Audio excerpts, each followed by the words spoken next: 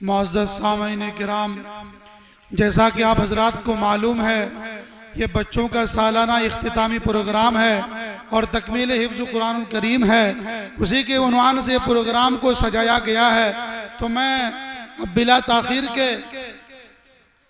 کہ جیسا کہ شاعر ابھی پڑھ رہے تھے اور پڑھ کے جا رہے تھے، میرے ذہن میں ایک شعر گونج رہا تھا جس کو میں کہنے کے لیے آپ حضرات کے روبرو ہوں کہ اے دل سنبھل کے چل یہ شہر رسول ہے، اے دل سنبھل کے چل یہ شہر رسول ہے، قانون عشق ہے یہاں کانٹوں پہ بھی دھول ہے، یہاں کانٹا بھی پھول ہے، یہ نکھری نکھری روشنی یہ ذروں میں چاندنی، یہ نکھری نکھری روشنی یہ ذروں میں چاندنی، میرے نبی پاک کی قدموں کی دھول ہے۔ معزز سامعین کرام، اب میں اپنے صدر محترم سے کچھ تمہیدی کلمات کے لیے ان کو مؤدبانہ درخواست کرتا ہوں کہ وہ آئیں اور اپنے چند تاثرات پیش کریں۔ الحمدللہ رب العالمین والصلاة والسلام علی سید الانام والمرسلین وعلی آلہ وصحابہ اجمعین، اما بعد۔ اعوذ باللہ من الشیطان الرجیم، بسم اللہ الرحمن الرحیم، انا نحن نزلنا الذکر وانا لہ لحافظون، صدق اللہ العظیم۔ حضرات سامعین، کوئی لمبی تقریر کرنے کے لیے آپ کے سامنے نہیں بیٹھے، بس صرف یہ بتانا مقصد ہے کہ یہ مجلس کیوں منعقد کی گئی۔ اعزاز قرآن میں اس مجلس کا انعقاد ہوا ہے۔ ماشاءاللہ 5 حافظ ابھی ہمارے پاس موجود ہیں، باقی کیا ہوا وہ تو آپ لوگوں کو پہلے سے معلوم ہے۔ میں نے قرآن کریم کی ایک آیت پڑھی، اِنَّا نَحْنُ نَزَّلْنَا الذِّكْرَ وَإِنَّا لَهُ لَحَافِظُونَ۔ اس میں ظاہری معنی کے اعتبار سے علماء کرام موجود ہیں، پوچھ لیں گے۔ اس میں تو یہی ہے کہ اللہ وعدہ کرتا ہے کہ قرآن ہم نے نازل کیا، اس کی حفاظت میں ہی کروں گا۔ ہم آپ سے پوچھیں گے کیا کوئی قرآن کو جلا رہا ہے؟ جیسے آج جگہ جگہ یہ واقعات پیش آتے ہیں۔ جب انگریز ہندوستان میں آیا تو لاکھوں قرآن کریم کو جمع کر کے دریا برد کیا، جلایا۔ تو اللہ کہتا ہے ہم حفاظت کریں گے، تو کہاں حفاظت ہو رہی ہے؟ بات سمجھ میں آئے گی؟ کیسے حفاظت کیا اللہ نے؟ کیسے حفاظت ہوئی اس کی؟ میرے بھائی، جس برتن کے اندر آپ کے گھر میں کسی برتن میں گھی رکھا ہے، کسی برتن میں تیل رکھا ہے، کسی برتن میں کھانا رکھا ہے، کوئی کھانا لے کر کہہ رہا بابو ذرا سنبھل کے پلیٹ لانا، تو پلیٹ کو سنبھالنا ہے کہ کھانا کو؟ سنبھالنا کھانا کو ہے، پلیٹ کو نہیں۔ پلیٹ تو خالی ہوا ادھر پھینک دیا، یہی تو ہوتا ہے۔ سنبھالنا کھانا کو ہے، پلیٹ کو نہیں۔ سنبھالنا گھی کو ہے، ڈبے کو نہیں۔ سنبھالنا تیل کو ہے، تیل کے ڈبے کو نہیں۔ تو اللہ تبارک و تعالیٰ کہتے ہیں اِنَّا نَحْنُ نَزَّلْنَا الذِّكْرَ وَإِنَّا لَهُ لَحَافِظُونَ، ہم نے قرآن کو نازل کیا، ہم اس کی حفاظت کریں گے۔ تو قرآن جس سینے کے اندر ہے، جس کے عمل میں قرآن ہے، جو قرآن پڑھ رہا ہے، قرآن کا عامل ہے، خدا کی قسم کہتا ہوں اللہ کا وعدہ ہے کہ اہل ایمان کی ہم حفاظت کریں گے، قرآن کی صرف نہیں، اہل ایمان کی حفاظت کریں گے۔ جو ایمان والا قرآن کا عامل ہوگا، جس کی زندگی میں قرآن ہوگا، جو زندگی اپنی قرآنی احکام کے مطابق گزارتا ہوگا، ہم اس کی حفاظت کریں گے۔ تو قرآن کی اللہ کہہ رہا ہے ہم قرآن کی حفاظت کریں گے، یہ ہماری حفاظت کا ذمہ لیا ہے اللہ نے۔ ہم تمہاری حفاظت کریں گے، اے ایمان والو، ہم تمہاری حفاظت کریں گے، تمہاری حفاظت کا ہم ذمہ لیتے ہیں۔ آج جو ہمارے احوال بنے ہیں ساری دنیا کے اندر، نہ آپ کا نیپال خاص ہے، نہ کوئی انڈیا خاص ہے، نہ کوئی سعودی عربیہ خاص ہے، دنیا کا کوئی ملک لے لیں، دنیا کا کوئی علاقہ لے لیں، جہاں اہل ایمان کے اوپر پریشانیاں آ رہی ہیں، اہل ایمان کو ستایا جا رہا ہے، معلوم یہ ہوا کہ ان کی زندگی سے قرآن نکل چکا ہے۔ تو اللہ قرآن کی حفاظت کا ذمہ لیا۔ قرآن جب تک ہماری زندگی میں ہوگا، دنیا کی کوئی طاقت ہمارا بال بیکا نہیں کر سکتی، ہمارا ایک بال نہیں ٹیڑھا کر سکتے۔ دنیا کی بڑی سے بڑی طاقت ہمارے قدموں میں آ کر کے جھکے گی اگر قرآن کے اوپر ہمارا عمل ہوگا۔ جو اس سے پہلے کبھی میں نے آپ حضرات کے سامنے میں بھی کہا تھا کہ اللہ تبارک و تعالیٰ نے جیسے دنیا کے اندر ہوتا ہے، دنیا کے اندر یہ مشین بنائی گئی ہے، اس مشین کے چلانے کی ایک کتاب نکالی گئی جس کو ڈائریکٹری کہتے ہیں کہ اس کے مطابق یہ کتاب چلے گی، یہ مائک چلے گا تو اس کی زندگی برقرار رہے گی۔ لیکن جیسے ہی اس کے خلاف عمل کیا، مائک خراب ہو جائے گا، ایمپلیفائر خراب ہو جائے گا، مشین گڑبڑ ہو جائے گی، کچڑے کے ڈبے میں پھینک دیا جائے گا، کچڑا خریدنے والے کے ہاتھوں بیچ دیا جائے گا۔ تو اللہ تبارک و تعالیٰ نے یہ چلتی پھرتی مشین بنائی، یہ اللہ کی فیکٹری سے نکلی ہوئی یہ مشین ہے۔ تو اس مشین کو چلنے کے لیے بھی تو کوئی قانون ہوگا، کوئی اصول، کوئی ضابطہ۔ تو اللہ تبارک و تعالیٰ نے اس مشین کے لیے یہ ڈائریکٹری قرآن کریم کو نازل فرمایا۔ قرآن کریم یہ ہمارے زندگی کی ڈائریکٹری ہے کہ پیدائش سے لے کر موت تک دنیا میں ہمیں کیسے جینا ہے، یہ قرآن کریم سے پوچھنا ہے۔ لیکن آج ہم پوچھتے کس سے ہیں؟ شادی کر رہے ہیں تو کس سے پوچھیں گے؟ نیتا جی سے جا کر کے پوچھیں گے، مکھیا جی سے جا کر کے پوچھیں گے، فلاں صاحب سے، کوئی سیٹھ جی سے جا کر کے۔ ارے آج جا کر کے قرآن سے پوچھو، اور قرآن سے پوچھنے کا مطلب ہے عالم قرآن سے پوچھو، جو قرآن کو جان رہا ہے، سمجھ رہا ہے ہمیں کیسی شادی کرنی ہے۔ لیکن کون پوچھے گا؟ مولوی کو کون پوچھتا ہے؟ آپ لوگ تو جانتے ہیں کہ ارے مولوی تو بھیک منگا ہوتا ہے، مانگ کر کے لا کے کھاتا ہے اور اپنا پیٹ پالتا ہے۔ آپ کی زبان پہ ہی بات ہوتی ہے، خدا کی قسم اگر یہ ایمان ہے آپ کا، اگر ایسا عقیدہ بن گیا آپ کا، تو خدا کی قسم جس نے یہ عقیدہ بنا لیا وہ اپنے لیے جہنم تیار کر لیا۔ تو بہرحال میں یہ کہہ رہا تھا، لمبی تقریر نہیں کرنی، کہ قرآن ہماری زندگی کی ڈائریکٹری ہے، اور اسی ڈائریکٹری کو سکھایا جاتا ہے ان مدارس کے اندر۔ اسی ڈائریکٹری کو جس نے اپنے سینے کے اندر محفوظ کیا ہے، تو ان کے لیے بھی اللہ نے وعدہ کیا ہے، اِنَّا نَحْنُ نَزَّلْنَا الذِّكْرَ وَإِنَّا لَهُ لَحَافِظُونَ۔ اے حافظو، تم نے قرآن کو اپنے سینے میں محفوظ کیا ہے، ہم تمہاری بھی حفاظت کریں گے۔ قرآن کی حفاظت کے ساتھ حافظ قرآن کی حفاظت ہوگی، قرآن کی حفاظت کے ساتھ عامل قرآن کی حفاظت ہوگی، قرآن کی حفاظت کے ساتھ معاون حافظ قرآن کی حفاظت ہوگی۔ قرآن کی حفاظت کے ساتھ جس مدرسے کے اندر وہ تعلیم دی جاتی، قال اللہ قال رسول کی تعلیم ہوتی ہے، اللہ تعالیٰ اس کی حفاظت کا ذمہ لے رہا ہے۔ اس مدرسے کو بھی اللہ محفوظ رکھے گا۔ جہاں قرآن کی صحیح تعلیم ہوتی ہو، جہاں کس بیانی نہ ہو، جہاں لوگوں کو ٹھگنے کا کام نہ ہو رہا ہو۔ آج ایک دو نہیں، بہت سے ایسے مدارس بھی آپ کو ملیں گے جہاں ٹھگنے کا کام ہوتا ہے۔ ٹھگنے کا کام تعلیم کا نہیں ہوتا، ٹھگنے کا۔ خدا کی قسم کہتا ہوں، جہاں کے بھی دنیا کے اندر بہت سے مدارس میں نے دیکھا ہے، یہ نہیں کہ یہیں پہ میں کہہ رہا ہوں، بہت سے مدارس میں نے دیکھا ہے۔ صرف میرا ایک شاگرد، نام نہیں بتاؤں گا، میرا ایک شاگرد میرے پاس آیا، حضرت آپ کا جو چھوٹا لڑکا ہے اس کو میرے مدرسے میں دینا دیجئے۔ میں نے دے دیا پڑھانے کے لیے۔ 2 مہینہ وہاں پڑھایا، 2 مہینے میں رمضان میں کام کیا۔ ٹھگنے والا مدرسہ میں بتا رہا ہوں اصل۔ 2 مہینہ کام کیا، اچھی رقم آئی۔ اس کے بعد اس نے ایک زمین خریدا، زمین خریدا اپنے نام سے۔ مجھ سے ملاقات ہوئی، میں نے کہا ارے میں نے سنا ہے کہ تم نے زمین خرید لیا ہے اپنے نام سے۔ تو کہتا کیا ہے حضرت، پہلے اپنا پیٹ بھرے گا تب نہ مدرسہ۔ مولانا صاحب ہیں، فاضل دارالعلوم ہے، میرا شاگرد بھی ہے، وہ ہم نے پڑھایا ہے اس کو، لیکن اس کی یہ زبان ہے، حضرت پہلے اپنا پیٹ بھرے گا تب نہ مدرسہ۔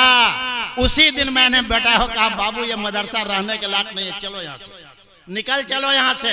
وہاں سے میں نکال کر، تو ایسے مدارس بھی ہیں، تو خدا کی قسم ایسے مدارس چلانے والے بھی یہ نہ سمجھیں کہ ہم قرآن پڑھا رہے ہیں تو یہ ہمارے لیے نجات کا ذریعہ بنے گا۔ وہ نجات کا ذریعہ نہیں، وہ حصول جہنم کا ذریعہ ہے، وہ جہنم میں جانے کا ذریعہ ہے۔ بہرحال تو اِنَّا نَحْنُ نَزَّلْنَا الذِّكْرَ وَإِنَّا لَهُ لَحَافِظُونَ، قرآن کی حفاظت کا ذمہ اللہ نے لیا تو حافظ قرآن کی بھی محفوظ ہوں گے، جو ان حافظ قرآن کی مدد کریں گے وہ بھی محفوظ ہوں گے، جو اس جگہ پہ جا کر کے وہ قرآن کو حفظ کرے گا اس جگہ کی بھی اللہ حفاظت کریں گے، جو اس کا معاون بنے گا اللہ تعالیٰ ان سب کی حفاظت کریں گے، خواہ کوئی 5 روپے سے اس کا دل کے یقین کے ساتھ یہ سمجھ کر کے کہ اللہ کے کلام کو یہ پڑھ رہا ہے اس لیے ہم اس کا تعاون کر رہے ہیں، اللہ تبارک و تعالیٰ اس کی بھی حفاظت کا ذمہ اس آیت کے اندر لے رہا ہے،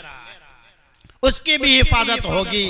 اسی طریقے سے ایک جگہ دوسری جگہ اللہ تبارک و تعالیٰ نے فرمایا وَمَا كَانَ الْمُؤْمِنُونَ لِيَنْفِرُوا كَافَّةً فَلَوْلَا نَفَرَ مِنْ كُلِّ فِرْقَةٍ مِّنْهُمْ طَائِفَةٌ لِيَتَفَقَّهُوا فِي الدِّينِ وَلِيُنذِرُوا قَوْمَهُمْ إِذَا رَجَعُوا إِلَيْهِمْ لَعَلَّهُمْ يَحْذَرُونَ۔ دنیا کے سارے مسلمان مدرسے میں پڑھنے چلے آئے یہ نہیں ہو سکتا، اللہ کہہ رہے ہیں دنیا کے سارے مسلمان مدرسے میں پڑھنے چلے آئیں، تفسیر پڑھیں، حدیث پڑھیں، یہ نہیں ہو سکتا ہے، بلکہ ہر گاؤں سے، ہر جماعت سے اچھے لوگوں کو، جانکار ذہین آدمیوں کو۔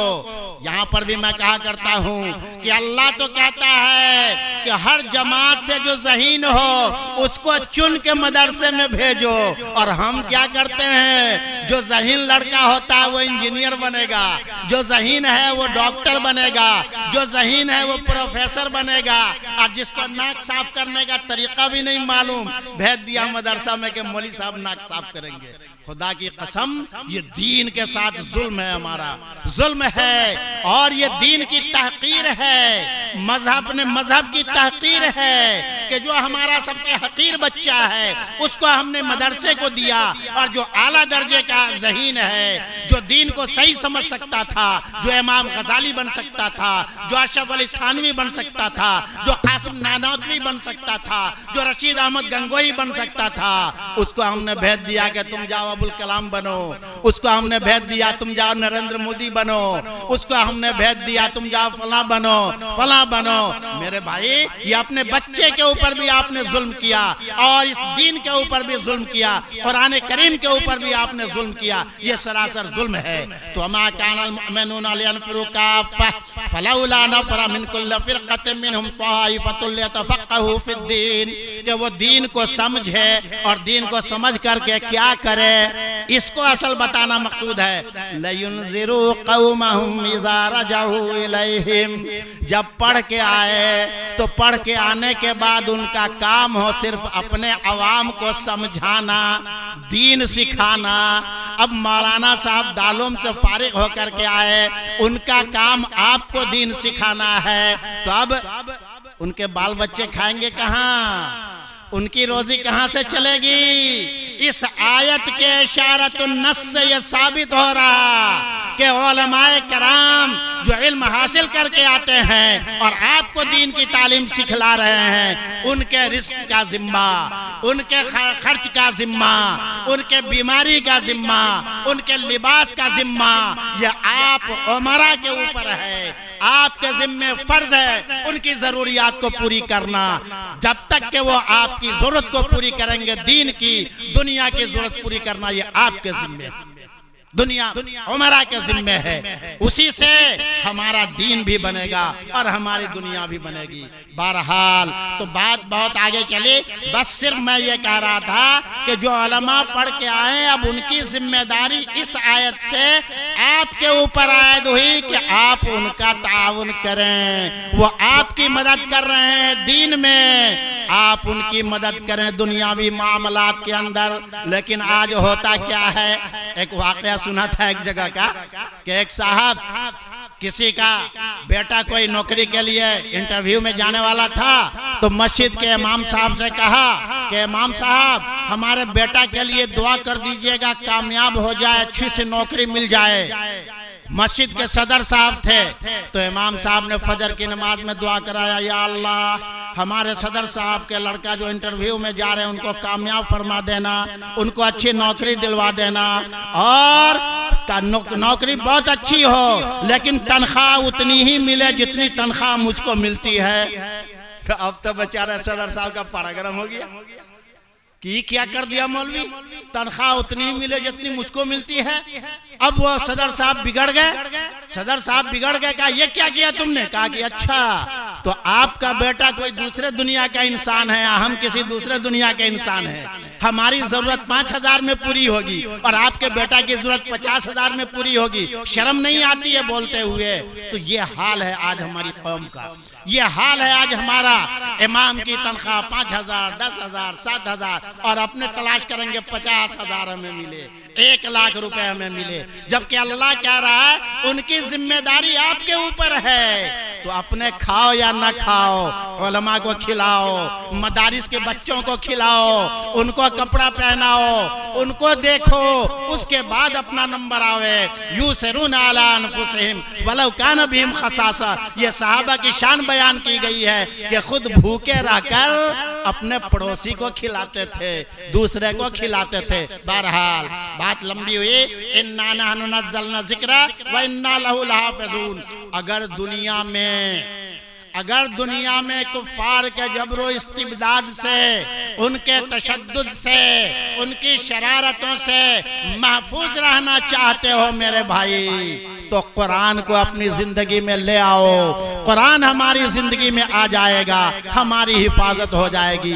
اللہ تبارک و تعالی ہمیں بھی، آپ کو بھی اور سارے عالم کے انسانوں کو اپنی زندگی کو قرآنی زندگی بنانے کی توفیق عطا فرمائے۔ اسی قرآنی اعزاز کے اندر ہمارے مدرسے کے اندر جو فی الوقت 5 حافظ موجود ہیں، چونکہ وہ حافظ قرآن بنے ہیں، قرآن کو حفظ کیا ہے، تو اللہ تبارک و تعالیٰ نے یہ ہمت عطا کی، اور ان حافظوں کے لیے ہم نے کچھ انعام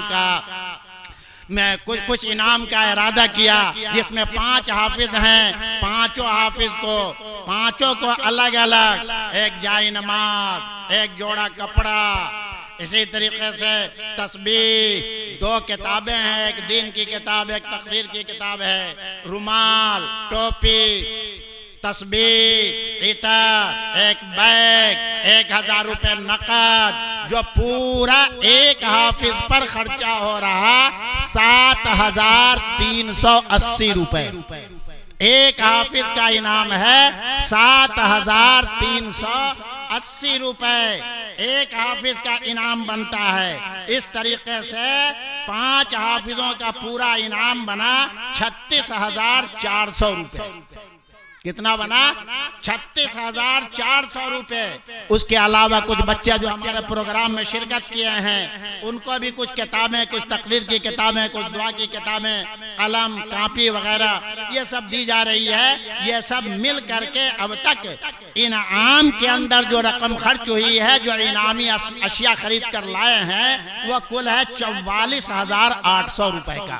یہ 44,800 روپے کا صرف بچوں کو انعام دیا جا رہا ہے۔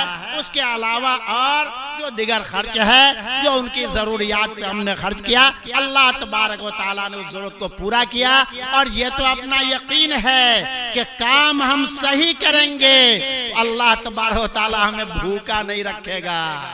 اللہ تبارک و تعالیٰ خود لوگوں کو میرے پاس بھیجے گا کہ جا کر کے دیکھو اس مدرسے کا کوئی بچہ پریشان تو نہیں ہے، وہ آ کر میری نگرانی کرے گا۔ ہم کو کہیں جھوٹ بولنے کی ضرورت نہ پڑے گی، ہم کو یہ کہنے کی ضرورت نہیں پڑے گی کہ ہم 5 بچے کو پڑھائیں یا 50 بچے کا نام لیں یا 500 بچوں کا نام لیں۔ جھوٹ بول کر ہم کو کوئی کام کرنا نہیں پڑے گا۔ تو یہ بچوں کا انعام ہے۔ ابھی الحمدللہ حضرت محی الدین صاحب مدد اللہ العالی، اسی طریقے سے حضرت مولانا رضوان ندوی صاحب، مولانا وائز الدین صاحب تشریف فرما ہے۔ ان بزرگوں کے ہاتھے بچوں کو کا انعام تقسیم کر دیا جائے گا۔